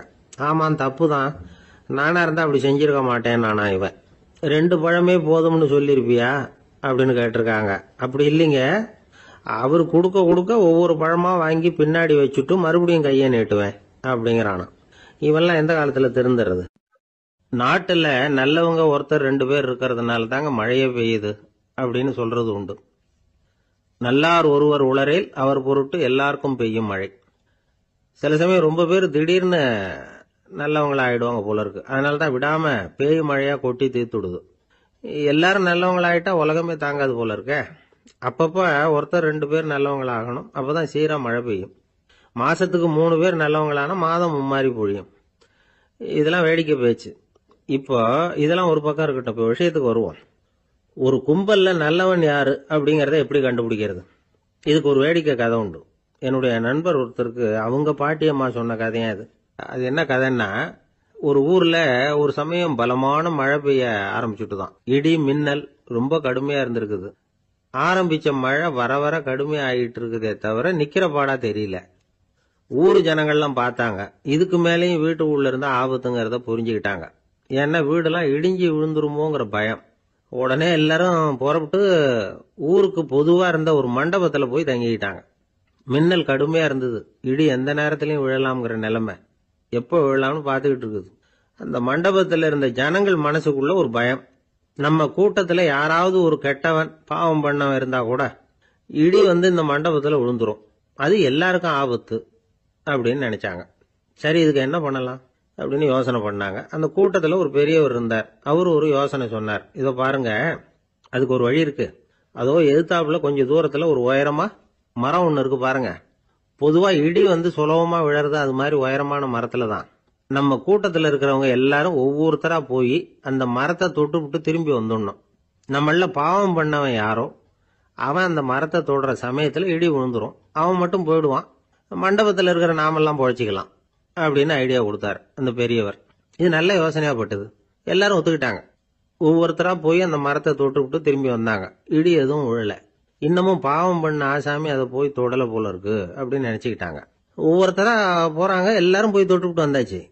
இன்னும் ஒரே ஒரு ஆசாமி தான் பாக்கி. கடைசியா இருந்த அந்த ஆள் பயந்துட்டான். இது வரைக்கும் இடி விழலைன்னா இப்ப என்ன அர்த்தம்?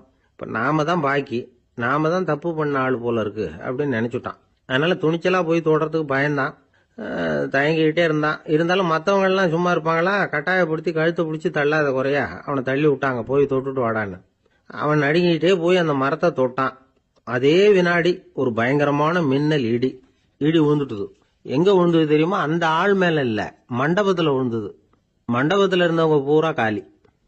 அந்த ஒரு ஆள் மட்டும் புழைச்சிக்கிட்டான். இந்த ஒரு ஆளை காப்பாத்துறதுக்காக தான் இடி மண்டபத்துல விழாம இருந்திருக்குது. இதுதான் கதை. அதனால நல்லவங்க எப்படியும் தப்பிச்சுக்குவாங்க அப்படிங்கிறது ஒரு நீதி. ஒருத்தன் அப்படிதான் தெருவில் நடந்து போய்கிட்டு இருந்தான், ரொம்ப நல்லவன். எதிரில் ஒருத்தன் சைக்கிள்ல வந்துகிட்டு இருந்தான். அதுல மோதி இவன் கீழே விழுந்துட்டான். சைக்கிள்காரன் உடனே இறங்கி இவனை தூக்கி விட்டான். இவன் எழுந்திரிச்சு அவனை முறைச்சி பார்த்தான். அப்படி பார்க்காதீங்க சார், நீங்க ரொம்ப புண்ணியம் பண்ணிருக்கீங்க, அதுதான் இப்போ சைக்கிள்ல மோதிக்கிட்டீங்க அப்படின்றான். என்ன அப்படி சொல்றேன் நானா? இவன் 10 நிமிஷத்துக்கு முன்னாடி நான் லாரி ஓட்டிட்டு வந்தேன், அப்போ நீங்க எதிரில் வந்திருந்தீங்கன்னா என்ன ஆயிருக்கும் அப்படின்னானா அவன். ஒரு ஊர்ல ஒரு கோயில் இருந்தது, ரொம்ப பழைய கோயில். உள்ள போறதுக்கே பயமா இருக்கும், எந்த நேரத்துல இடிஞ்சு விழுந்துருமோ அப்படிங்கிற பயம். அப்படி இருந்ததுனால யாரும் துணிஞ்சு சாமி கும்பிடுறதுக்கு அங்க போறதில்ல. கோயிலுக்கு வர்ற கூட்டம் கொஞ்சம் கொஞ்சமா குறைய ஆரம்பிச்சுட்டுது. கோயில் நிர்வாகிகள் எல்லாரும் கூடி உட்காந்து பேசினாங்க. என்ன பண்ணலாம்னு யோசனை பண்ணாங்க. எந்த இடம் மோசமா இருக்கோ அந்த இடத்த பழுது பார்த்தாங்க. அங்க எங்க வர்ணத்தை பூசி கொஞ்சம் அழகுபடுத்தி பார்த்தாங்க. ஏதோ இந்த ஊர்ல கோயில்னு ஒண்ணு இருக்கு, அது மக்களுக்கு தெரியணும் அப்படிங்கிறதுக்காகத்தான் இப்படிலாம் பண்ணாங்க. இருந்தாலும் கோவில் இருக்கிற நிலைமை மக்களுக்கு தெரியும், அதனால அங்க வர்றது குறைச்சிக்கிட்டாங்க அவங்க. ஒரு கட்டத்துல யாருமே வர்றதில்ல, நிலைமை அந்த அளவுக்கு ஆயிட்டுது. மறுபடியும் கோவில் நிர்வாகிகள் கூட்டம் நடந்தது. இந்த கூட்டம் கூட கோயிலுக்கு உள்ள நடக்கல, இடிஞ்சு விழுந்துருமோங்கிற பயம். அதனால வெளியில தான் உட்காந்து கூட்டத்தை நடத்தினாங்க. ஏன்னா உள்ள போறதுக்கு அவங்களுக்கும் துணிச்சல் கிடையாது, எந்த நேரமும் விழுந்துரும் போல இருந்தது அது. அது வழியா போறவங்க கூட வேகமா அந்த இடத்த கடந்து போக ஆரம்பிச்சுட்டாங்க. கோவில் நிர்வாகிகள் வெளியில உட்காந்து கூட்டம் போட்டாங்க இல்லையா, அந்த கூட்டத்துல 4 தீர்மானங்களை நிறைவேற்றினாங்க. அது என்ன 4 தீர்மானம்னா, முதல் தீர்மானம், இந்த கோவிலை இடிப்பது அப்படிங்கிற முடிவை இந்த கமிட்டி மிகவும் வருத்தத்துடன் ஏற்றுக்கொள்ளுகிறது அப்படின்னு நிறைவேற்றினாங்க. இதுக்கு பதிலா இன்னொரு கோவிலை உடனடியாக கட்டி முடிச்சுடணுங்கிறது 2வது தீர்மானம். 3வது தீர்மானம் என்ன தெரியுமா? பழைய கோவிலின் கதவுகள், அதிலிருந்து பிரிச்சு எடுக்கிற செங்கல், இதையே புது கோவில் கட்டுவதற்கு பயன்படுத்தி கொள்ள வேண்டியது. பழைய கோவில் இருந்த மாதிரியே அதே வடிவத்துல புது கோவிலையும் கட்ட வேண்டியது. பழைய கோவிலின் அஸ்திவாரத்தை அப்படியே வச்சுக்கிட்டு அதுக்கு மேல நாம கோயிலை கட்டிக்க வேண்டியது. இதுதான் 3வது தீர்மானம். இதையும் கமிட்டி முழு மனசோட ஏத்துக்கிட்டது. இது வரைக்கும் சரி. இப்ப அந்த கமிட்டி 4வதா ஒரு முக்கியமான தீர்மானத்தை கொண்டுகிட்டு அதையும் ஏகமனதா நிறைவேற்றி விட்டது. அது என்ன தீர்மானம்னா, புதிய கோவில் கட்டி முடிக்கிற வரைக்கும் பழைய கோவிலை இடிக்கிறதில்லை அப்படிங்கிற தீர்மானம். எப்படி இருக்குது பாருங்க இது. பழசை இடிக்காத வரையில அதே இடத்துல புதுசா எப்படி கட்ட முடியும்? பல விஷயங்கள்ல நாம நடந்துகிற முறையும் இப்படிதான் இருக்குதான். வாழ்க்கையில முன்னேறணும்னு ஆசைப்படுவோம், அதே நேரத்துல அந்த முன்னேற்றத்துக்கு எது தடையா இருக்கோ அதை விட்டு விடுறதுக்கும் மனசு வராது. வெளிநாட்டுல ஒரு பெரிய விருந்து நடந்துகிட்டு இருந்துதான். எல்லாரும் மது கோப்பையும் கையுமா அலைஞ்சுகிட்டு இருக்கிறாங்க. ஒருத்தர் மட்டும் கையில எதுவும் இல்லாம ரொம்ப நல்ல பிள்ளையா சாதுவா ஒரு ஓரமா தனியா உட்கார்ந்துருக்கிறார். அவர்கிட்ட நெருங்கி வாங்க மது சாப்பிடலாம் அப்படின்னு கூப்பிட்டாங்களாம். என்ன வற்புறுத்தாதீங்க, நான் என் மனசுக்குள்ள உறுதியா தீர்மானம் பண்ணிவிட்டேன் அப்படின்னாராம். என்ன தீர்மானம் பண்ணிருக்கீங்க அப்படின்னு கேட்டிருக்காங்க. ஏற்கனவே முழு போதையில இருக்கும் பொழுது மறுபடியும் மது கோப்பையை தொடறதில்லை அப்படின்னு தீர்மானம் பண்ணிருக்கேன் அப்படின்னாராம். தான் மட்டும் வாழ்ந்தா போதும் அப்படின்னு நினைக்கிறவங்க உண்டு, தானும் வாழணும் அடுத்தவங்களும் வாழணும் அப்படின்னு நினைக்கிறவங்களும் உண்டு. முதல்ல சொன்ன வகையை சேர்ந்த மனிதர்கள் எப்படி தெரியுமா? எப்படியாவது தான் மட்டும் வாழ்ந்தால் போதுங்கிற நினைப்பு தான் எப்பவும் அவங்களுக்கு இருக்கும். தங்களுடைய வளர்ச்சிக்கு எது தடையா இருந்தாலும் சரி, யார் தடையா இருந்தாலும் சரி, அதை அழிச்சுட்டு தான் மறுவேலை பார்ப்பாங்க. அவங்கெல்லாம் பாவ காரியங்களுக்கு தயங்குறதே இல்லை. அப்படிப்பட்ட வாழ்க்கை அவங்களுக்கே இடைஞ்சல அமைஞ்சு விடுறது உண்டு. அதை விளக்கறதுக்கு ஒரு கதையும் உண்டு. ஒரு ஊர்ல அப்படிப்பட்ட ஆள் ஒருத்தன் இருந்திருக்கான். நிறைய பாவங்களை செஞ்சவன். அதன் காரணமா நரகப்படுகொழியில விழுந்துட்டான். நரகப்படுகொழிங்கிறது ஒரு பெரிய கிணறு மாதிரி. ஏற்கனவே பாவம் செஞ்சவங்க நிறைய பேர் அதுல விழுந்து கிடக்குறாங்க. உள்ள ஏகப்பட்ட சத்தம், எல்லாம் அந்த பாவாத்மாக்கள் போடுற சத்தம். இப்ப விழுந்தானே இவனும் சத்தம் போட்டான். இவன் போடுற சத்தம் கொஞ்சம் அதிகமா கேட்டுது. இந்த கிணத்துக்கு பக்கத்துல புத்தர் உட்கார்ந்துருக்கிறார். அவர் காதுல இவன் போடுற சத்தம் விழுந்தது. உடனே அந்த கிணத்தடிக்கு போனார். குனிஞ்சு பார்த்தார். சாமி என்ன காப்பாத்துங்க அப்படின்னு கத்தனா இவன். புத்தர் அவனை கொஞ்சம் கவனிச்சு பார்த்தார். மனித சமுதாயத்துக்கு அவன் என்னென்ன கெடுதல் பண்ணிருக்கிறாங்கிற விவரம்லாம் அவர் மனக்கண்ணில் தெரிஞ்சது. அவருக்கு எல்லாம் புரிஞ்சு போச்சு. இருந்தாலும் அவனை காப்பாத்துறதுக்கு ஏதாவது வழி உண்டா அப்படின்னு யோசிச்சார். அவன் தன்னுடைய வாழ்நாள்ல ஏதாவது நல்லது செஞ்சிருக்கானா அப்படின்னு பார்த்தார். ஒரே ஒரு சமயம் அவன் தன்னுடைய காலடியில மிதிபட இருந்த சிலந்தியை மிதிக்காமல் தாண்டி போயிருக்கிறான். இந்த ஒரு காரியத்துக்காக அவனை கரையேற்ற முடியுமா அப்படின்னு நினைச்சார். அவ்வளவுதான். உடனே அவர் கையில ஒரு சிலந்தி வந்து உட்கார்ந்துதான். அதுகிட்ட இருந்து நூல் இழை வெளிவர ஆரம்பிச்சது. அந்த நூல் இழை கிணற்று ஆழம் வரைக்கும் அப்படியே நீண்டுகிட்டே போச்சான். புத்தர் பார்த்தார். இந்த நூலை பிடிச்சுக்கிட்டு மேலே ஏறி வா அப்படின்னார். என்னங்க சொல்றீங்க, இந்த சிலந்தி நூல் என்ன தாங்குமான்னு கத்தனான். எல்லாம் தாங்கும், அதை பிடிச்சுக்கிட்டு ஏறி வா அப்படின்னார். சந்தேகத்தோடவே அவன் அந்த நூல் இழைய பிடிச்சி இழுத்து பார்த்தா ரொம்ப வலுவா இருந்தது. அவனுக்கு ஆச்சரியம். அதை பிடிச்சிக்கிட்டே மெதுவா மேல ஏறி வர ஆரம்பிச்சுட்டான். பாதி தூரம் ஏறி வந்திருப்பான். அப்ப அவன் காலுக்கு கீழே ஏதோ சத்தம். என்னன்னு குனிஞ்சு பார்க்கறான். கீழே கிடந்தவங்க சில பேரும் அந்த நூலை பிடிச்சி மேல வந்துகிட்டு இருக்கிறாங்க. இவனுக்கு கோபம் வந்துட்டுது. தன்னுடைய இடுப்புல வச்சிருந்த கத்தியை எடுத்து தன்னுடைய காலுக்கு கீழே நூல் இழைய அப்படியே வெட்டி விட்டுட்டான். இனிமே நாம மட்டும்தான் மேலே ஏறி வந்துடணும் அப்படின்னு நினைச்சுக்கிட்டான். ஆனா நடந்தது என்ன தெரியுமா? மொத்த நூல் இழையும் அப்படியே அருந்து கீழே விழுந்துட்டுது. அவனும் பொத்துன்னு கீழே விழுந்துட்டான். மறுபடியும் கத்த ஆரம்பிச்சுட்டான். ஏற்கனவே அவன் செஞ்சிருந்த ஒரு சிறு கருணை அந்த நூல் இழைக்கு உறுதியை கொடுத்தது. இப்போ அவன் செஞ்ச பாவம் அந்த நூல் இழைய வலுவிழக்க செஞ்சுட்டுது. அடுத்தவங்களும் வாழணுங்கிற எண்ணம் அவனுக்கு இருந்திருந்தா இப்ப அவனும் கரையேறி வந்திருப்பான், மற்றவங்களும் சௌக்கியமா வந்து சேர்ந்திருப்பாங்க. அதனால நாமும் வாழணும், அடுத்தவங்களும் வாழணும் அப்படின்னு நினைக்கிறவன் வாழ்க்கையில சீக்கிரம் முன்னுக்கு வந்துருவான். ஒருத்தன் ஒரு டாக்டர் கிட்ட போனான். மருந்து வாங்கினான். வாங்கி கொண்டாந்து பேசாம வச்சுட்டான், சாப்பிடல. அப்புறம் எதுக்காகப்பா போய் அவர்கிட்ட மருந்து வாங்கினேன் அப்படின்னு கேட்டாங்க. டாக்டர் வாழணும் இல்லையா, அதனாலதான் அப்படின்னா. அவர் கொடுத்த மருந்தை நீ ஏன் சாப்பிடல அப்புறம் அப்படின்னு கேட்டாங்க. நான் வாழணும் இல்லையா, அதுக்காக தான் அப்படின்னா. ஒரு காட்டுல ஒரு முனிவர் இருந்தார். ஒரு நாள் அவரை தேடிட்டு 4 பேர் வந்தாங்க. சுவாமி, எங்களுக்கு ரொம்ப நாளா ஒரு சந்தேகம்னாங்க. என்னன்னு கேட்டார். இந்த உலகத்துல எவ்வளவோ காரியங்கள் நடக்குது, எது நியாயம் எது அநியாயம் அப்படின்னு புரிஞ்சுக்க முடியலன்னாங்க. அது யாராலையும் புரிஞ்சுக்க முடியாதுன்னார் முனிவர். வந்தவங்களுக்கு ஆச்சரியமா போச்சு. ஒரு மாதிரியா பார்த்தாங்க. இத முனிவர் கவனிச்சார். சரி புறப்படுங்க என்னோடன்னார். எங்கன்னு கேட்டாங்க. இப்போ உங்க 4 பேரையும் ஒரு புஷ்பக விமானத்துல அழைச்சிட்டு போறேன். இந்த உலகத்துல சர்வசாதாரணமா நடக்கக்கூடிய ஒரு காட்சியை உங்களுக்கு காட்ட போறேன். நீங்க பார்க்க போற அந்த காட்சி நியாயமா அநியாயமா அப்படிங்கறத என்கிட்ட சொல்லணும். நீங்க சரியான பதில் சொன்னா புஷ்பக விமானத்துல தொடர்ந்து பிரயாணம் பண்ணலாம். தவறான பதில் சொன்னா இந்த புஷ்பக விமானம் உங்களை கீழே தள்ளி விட்டுரும் அப்படின்னார். 4 பேருக்கும் பயம்தான். இருந்தாலும் முனிவர் கூப்பிடுறாரு அப்படின்னு சொல்லி புறப்பட்டாங்க. அவங்க எல்லாரும் புறப்பட்டு ஒரு காட்டு வழியா போய்கிட்டு இருக்கிறாங்க புஷ்பக விமானத்துல. அங்க நடக்கிற ஒரு காட்சியை காட்டுறார் முனிவர். அதோ அங்க பாருங்கன்னார். அந்த விமானத்துல இருந்தபடியே எல்லாரும் கீழே குனிஞ்சு பாக்குறாங்க. அங்க ஒரு தாய் புலி அப்பதான் குட்டி போட்டிருக்கு. குட்டிகளை ஈன்ற உடனே பசிக்கு இறை தேடி அந்த பக்கமா வருது. அதே நேரம் ஒரு தாய் மான், அதுவும் அப்பதான் குட்டி போட்டிருக்கு. அதுவும் இதே மாதிரி குட்டிகளை ஈன்ற உடனே பசிக்கு இறை தேடி அந்த பக்கமா வருது. இப்ப அந்த புலி அந்த மானை அடிச்சு போட்டுடுது. அதுவும் சாப்பிடுது, குட்டிகளுக்கும் கொடுக்குது. இப்போ அந்த புலி குட்டிகள் முகத்துல மகிழ்ச்சி, தாயை இழந்த அந்த மான் குட்டிகள் முகத்துல துக்கம். இப்போ அந்த முனிவர் 4 பேர்கிட்டையும் கேட்கிறார். நீங்க இங்க பாத்தீங்களே, இதுல எது நியாயம் எது அநியாயம், ஒவ்வொருத்தரா சொல்லுங்க. உங்க பதில் சரியில்லைன்னா இந்த விமானம் உங்களை கீழே தள்ளி விட்டுரும், சொல்லுங்க பார்க்கலாம்னார். முதல்ல ஒருத்தன் சொன்னான், அந்த புலி செஞ்சது சரிதாங்க. அது பசிக்கு அதுதான் ஆகாரம். தன்னுடைய பசிக்கு தானே இறை தேடிக்கிட்டது. அதுல என்ன தப்பு? அவ்வளவுதான். அதனால புலி செஞ்சது நியாயம்தான் அப்படின்னா. அவ்வளவுதான். அந்த விமானம் அவனை அப்படியே கீழே தள்ளி விட்டுட்டுது. அதனால அவன் கொடுத்த பதில் சரியில்லை அப்படிங்கிறது புரிஞ்சு போச்சு. இப்ப ரெண்டாவது ஆளு சொன்னான், புலி செஞ்சது பாவம், அந்த தாய்மான் என்ன தப்பு பண்ணிச்சு, இப்ப அந்த குட்டிகளுக்கு யாரு ஆதரவு, அதனால புலி செஞ்சது அநியாயம் அப்படின்னா. அவ்வளவுதான். அவனையும் கீழே தள்ளி விட்டுடுது அந்த விமானம். இந்த பதிலும் சரியில்லை அப்படின்னு ஆயிட்டுது. இப்ப மூணாவது ஆள் வந்தான்.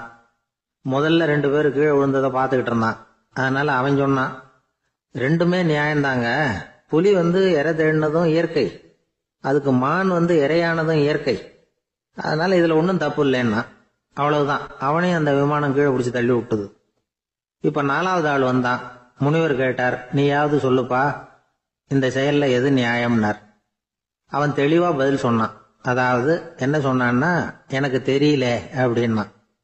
அவனை விமானம் கீழே தள்ளல, சௌரியமா அழைச்சிட்டு போட்டுது. இவனும் பிரயாணம் சௌக்கியமா பண்ணானான். ஆக இதுதான் சரியான பதிலுங்கிறத முனிவர் உணர்த்தினார். இந்த கதையிலிருந்து நாம புரிஞ்சுக்க வேண்டியது என்னன்னா, இந்த உலகத்துல எவ்வளவோ காரியங்கள் நடக்குது. அதெல்லாம் ஏன் அப்படி நடக்குதுங்கிறதுக்கு எப்பேற்பட்ட பண்டிதராலும் பதில் சொல்ல முடியாது. தெரியாததை தெரியாதுன்னு ஒத்துக்கிட்டா வாழ்க்கை பிரயாணம் சுகமா இருக்கும். அதனால தேவையில்லாத விஷயங்களை புரிஞ்சுக்கிறதுக்கு நேரத்தை செலவு பண்ணிட்டு இருக்க கூடாது. வாழ்க்கையை குழப்பிக்க கூடாது. வாழ்க்கைக்கு தேவையானது என்னவோ அதை மட்டும் புரிஞ்சுக்கிட்டா போதும். இந்த காலத்து ஆள் ஒருத்தன் ஒரு பெரியவரை தேடி வந்தான். ஐயா, ஒரு சந்தேகம்னா.